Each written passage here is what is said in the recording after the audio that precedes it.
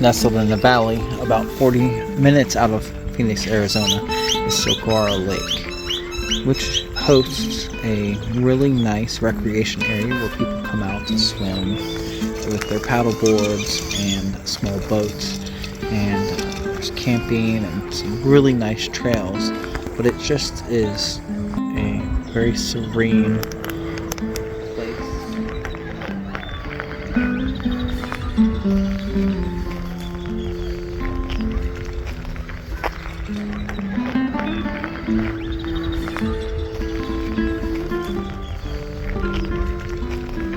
Brought this drone down here to this super cool place, and I honestly probably would have never made it down here if I didn't crash the drone into a cliff wall. But how fun of a little baby corner of the Arizona desert. Been out here for 3.5 days now. I'm running out of water.